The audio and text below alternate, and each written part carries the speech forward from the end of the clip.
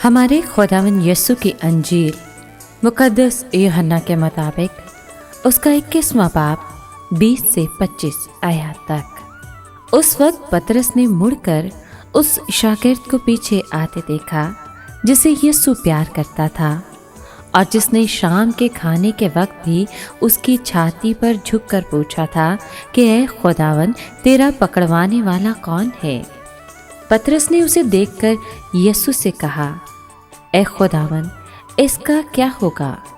यीशु ने उससे कहा, अगर मैं चाहूँ कि जब तक मैं ना आऊँ और ये ठहरा रहे तो तुझको क्या, तू मेरे पीछे हो ले।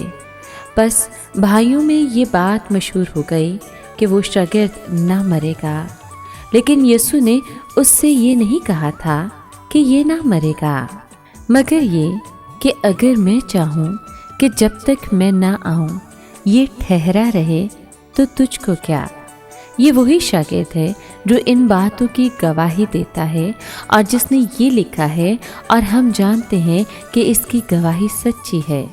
मगर और भी बहुत से काम हैं जो यीशु ने किए, और अगर वो जुदा जुदा लिखे जाते तो मैं गुमान करता हूँ कि किताबें जो लिखी जाती दुनिया में समा ना सकती। पाक कलाम के पढ़े और सुने जाने पर खुदावंद की बरकत हो, खुदा का शुक्र हो। अजीज मोमिनीन, पतरस ने अपने आका की भेड़ों की गलाबानी करने के बारे पर ध्यान दिया। चूँकि यूहन्ना सब शागिर्दों में सबसे कम उम्र था, इसलिए पतरस को उनके हक में यीशु का इरादा जानने की तशवीश हुई कि क्या यीशु उसकी जवानी के बायस उन्हें घर रवाना करेंगे या उसका नायब के तौर पर तकर्रुर करेंगे। मुमकिन है कि पतरस के इन अल्फाज में रश्क की झलक हो, क्योंकि यीशु यूहन्ना को दूसरे शागिर्दों पर तरजीह दिया करते थे और उनके मुकाबले में ज़्यादा प्यार भी करते थे। रात के आखिरी खाने के मौके पर पतरस ने यूहन्ना को इशारा किया था कि वो वहाँ के परेशान माहौल में सुकून लाने के लिए यीशु से अपने पकड़वाने वाले का नाम पूछ ले। यूहन्ना मसीह के इस कदर करीब आ चुका था कि यीशु के दुश्मनों के सामने अपनी जान खतरे में डालकर वो सलीब के पास खड़ा रहा। खुदावंद के दोबारा जी उठने पर ईमान लाने वाला वो पहला शख्स था। इसी तरह मछलियाँ पकड़ते वक्त झील के किनारे खड़े शख्स को पहचानने वाला भी शख्स यूहन्ना ही था। पतरस को पैरवी के लिए बुलाए जाने से पहले ही यूहन्ना यीशु का शागिर्द हो चुका था। उसका दिल मसीह से पैवस्त हो चुका था। सभी शागिर्दों में यूहन्ना ही का खुदावंद से नहायत गहरा ताल्लुक था। मुमकिन है कि पतरस ने यीशु से पूछा हो कि क्या यूहन्ना भी मुस्तकबिल में ऐसी ही अज़ियत उठाएगा जिसकी पेशनगोई उसके हक़ में की गई है, या ये एजाज़ और इम्तियाज़ सिर्फ उसी के हक़ में है। यीशु ने रसूल खसूसी को जवाब दिया कि उन्हें दूसरों पर हुक्म चलाने के लिए नहीं, बल्कि अपने हमसरों में भाई के तौर पर मुकर्रर किया गया है।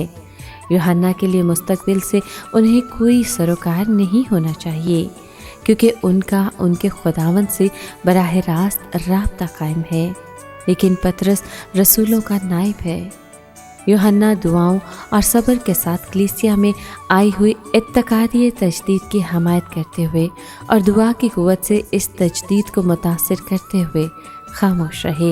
यीशु ने यूहन्ना का जिस खिदमत के लिए पहले से तकर्रर किया था, इससे ये ज़ाहिर होता है कि ये अहम नहीं कि हम तवील अरसे तक मसीह की खिदमत करते रहें या यीशु की खातिर जल्द मर जाएं, बल्कि यीशु की जानिब हमारी वफ़ादारी और मुस्तकिल अतायत ज़्यादा अहम है।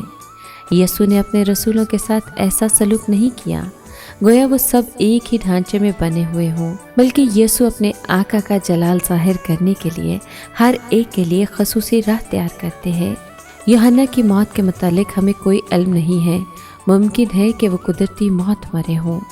यीशु पतरस को हुक्म देता है कि वो सिर्फ अपना ख्याल रखे और दूसरे शागिर्दों के मामले में दखल ना दें।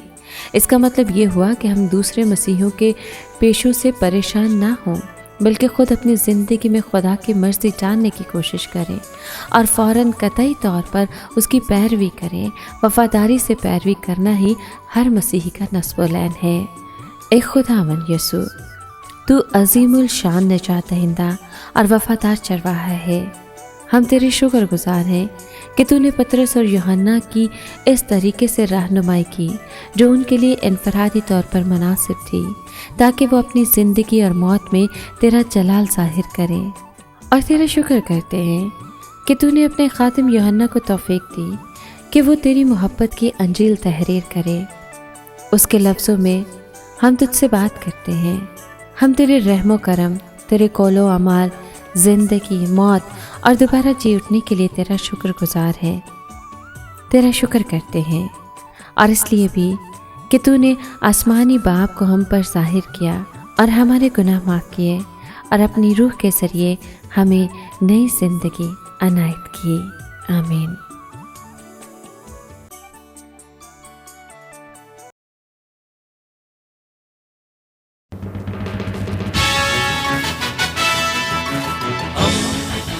دوستی کا پیمبر، ریڈیو ویریتاس ایشیا۔